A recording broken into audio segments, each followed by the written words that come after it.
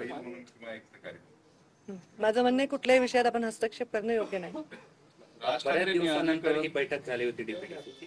ती वादळी होती का एकदम शांततेत होती? कारण अपेक्षा होती की खूप आतमध्ये ती शांततेत झाली, त्याच्यामुळेच तुम्हाला काही त्याच्यात सापडत नाहीये. शांततेत झाली.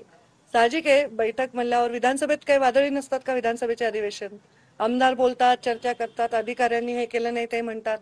तसं तर एखादा अधिकारी आपलं बोलतोच, तशाच पद्धतीची झाली. मला काही वेगळी बैठक झाली असं वाटलं नाही. इतके वर्ष मी डीपीसीच्या बैठका अटेंड करते. फक्त वेगळे पण हे होतं की दादा पालकमंत्री म्हणून आलेले. दादांचा तुमचा अनुभव खूप वर्षाचा आहे. दादांची एक वेगळी स्टाईल ऍक्च्युली माझा दादांचा अनुभव नाही.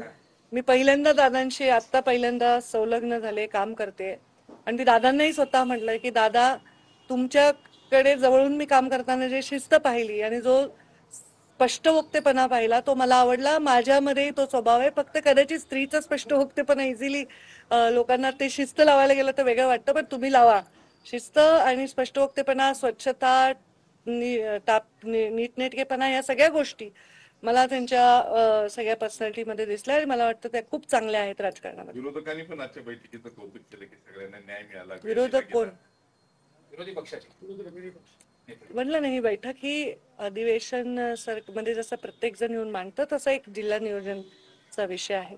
5 तारखेला मुख्यमंत्री पण जिल्ह्यामध्ये येतात, काय तयारी? मला अशी कुठली कल्पना नाही. राज ठाकरे यांचं एक वक्तव्य आलंय. ते म्हणाले की अजित पवारांना 42 जागा आणि शरद पवारांना 10 जागा, ही न समजणारी गोष्ट आहे. म्हणजे जे निकाल लागले त्याच्यावरती त्यांना शंका आहे. मी काय त्याच्यावर बोलणार आहे? काही मात्र अर्थमंत्र्यांनी आजची डीपीडीसीची बैठक घेतली.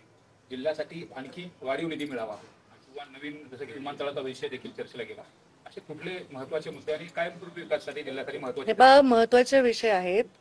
सर्वात अजितदादांनी जे सांगितलं की या जिल्ह्यामध्ये बरेच उद्योग येऊ इच्छितात, त्यामुळे पहिलं सगळ्यात महत्वाचं आहे की तुमचं पण ही जबाबदारी, तुम्ही पण या जिल्ह्याचे रहिवासी आहात.